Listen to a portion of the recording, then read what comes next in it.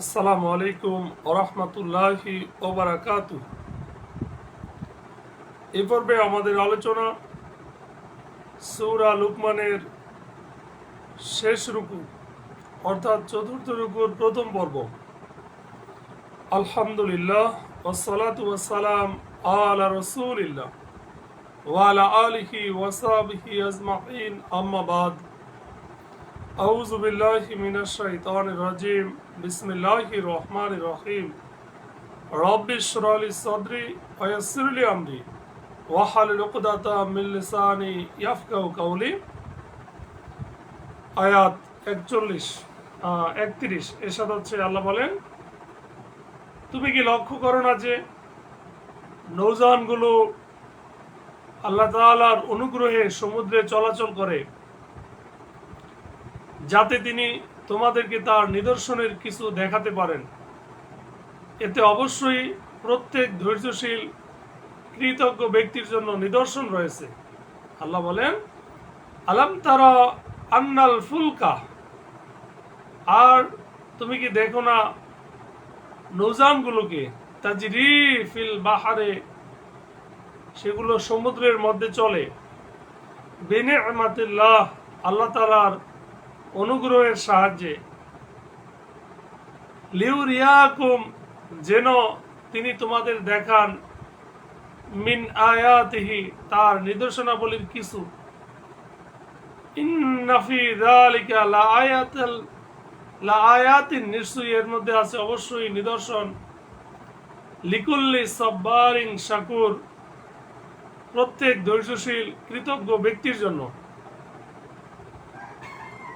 আয়াত 32। ঢেউ যখন তাদেরকে মেঘের ছায়ার মতো ঢেকে নেয়, তখন তারা আল্লাহকে ডাকতে থাকে তার প্রতি একনিষ্ঠ আনুগত্যে।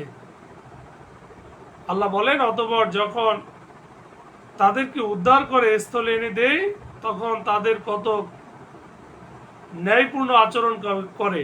কেবল মিথ্যাচারী অকৃতজ্ঞ ব্যক্তি আমার নির্দেশনাবলী অস্বীকার করে। আল্লাহ বলেন, ওয়াইদা গাশিয়াহুম, এবং যখন তাদের ঢেকে ফেলে, মাউজুন, ঢেউ,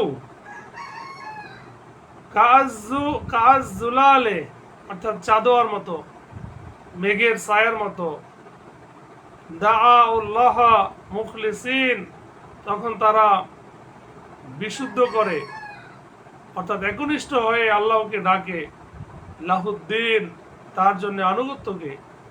ফালাম্মা নাজ্জাহুম, অতঃপর আল্লাহ তাআলা যখন তাদেরকে উদ্ধার করেন, নাজাত দেন, ইলাল বাররি, স্থলের দিকে নিয়ে আসেন সমুদ্র থেকে, ফামিনহুম মুকতাসিদ্দু, তখন তাদের মধ্যে কেউ কেউ মধ্যম নীতি গ্রহণ করে, আমা ইয়াজহাদু বি আয়াতিনা, আবার কেউ কেউ কুফরি করে, অস্বীকার করে আমার নিদর্শনগুলির প্রতি, ইল্লা কুল্লুন খব্বারিন কাফুর, আর কেবল মিথ্যাচারী অকৃতজ্ঞ ব্যক্তি আমার নির্দেশনাবলী অস্বীকার করে। আয়াত 33। আল্লাহ বলেন, হে মানুষ, তোমাদের প্রতিপালককে ভয় করো, আর ভয় করো সেদিনের, যেদিন পিতা তার সন্তানের কোনো উপকার করতে পারবে না, সন্তানও পিতার কোনোই উপকার করতে পারবে না। আল্লাহর ওয়াদা সত্য, কাজেই পার্থিব জীবন যেন কিছুতেই তোমাদেরকে ধোঁকায় ফেলতে না পারে, আর প্রধান প্রতারক শয়তান যেন কিছুতেই তোমাদেরকে আল্লাহ সম্পর্কে প্রতারিত না করে। আল্লাহ বলেন, ইয়া আইয়ুহান নাস, হে মানুষ, আত্তাকু রব্বাকুম, তোমরা তোমাদের রবকে ভয় করো, ওয়াখশাও, এবং ভয় করো, ইয়াওমান, সেই দিনকে, লা তাজজি, যেদিন প্রতিদান দিবে না, ওয়ালিদুন আন ওয়ালাদিহি, কোন পিতা তার সন্তানের পক্ষ হতে, ওয়ালা মাউলুদুন, আর না কোনো সন্তান, হুয়া জাজিন, সে প্রতিদানদাতা হবে, আন ওয়ালিদিহি, তার পিতার পক্ষ থেকে, শাইয়ান, কিছুমাত্র, ইন্না ওয়াদাল্লাহি হাক্কুন, নিশ্চয়ই আল্লাহ তাআলার প্রতিশ্রুতি সত্য। ফালা তাগুররান্নাকুম, সুতরাং তোমাদেরকে যেন ধোকায় না ফেলে আল হায়াতুদ দুনিয়া, এই পার্থিব জীবন। ওয়ালা ইয়াগুরান্নাকুম বিল্লাহিল আজিজ, বিল্লাহি গরুর, আর যেন কিছুতেই তোমাদেরকে আল্লাহ তাআলা সম্পর্কে প্রতারিত না করে। শেষ আয়াত। কিয়ামতের জ্ঞান কেবল আল্লাহ তাআলার নিকটই আছে। তিনি বৃষ্টি বর্ষণ করেন, জরায়ুতে কি আছে তা তিনিই জানেন। কেউ জানে না আগামীকাল সে কি অর্জন করবে, কেউ জানে না কোন জায়গায় সে মরবে। আল্লাহ তাআলা সর্বজ্ঞ, সর্বাধিক অবহিত। ইন্নাল্লাহা ইনদাহু ইলমুস সাআদ,